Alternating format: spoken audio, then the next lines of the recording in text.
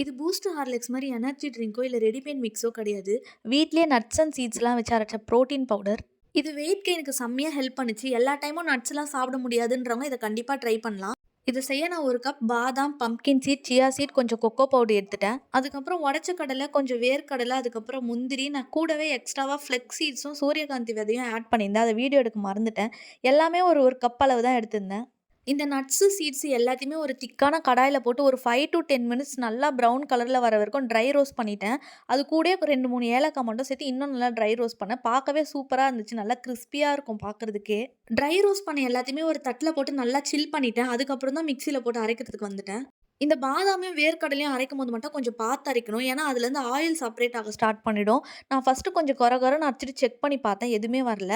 அதுக்கப்புறம் கொஞ்சம் cocoa powder extra போட்டு ஸ்டார்ட் பண்ணிட்டேன். இது ஒரு வார்ம் மில்க் இல்லன்னா சில்லான மில்க்ல கூட போட்டு குடிக்கலாம். பட் சுகர் ஆட் பண்ணாம டேட்ஸ் ஆட் பண்ணா இன்னும் நல்லாயிருக்கும்.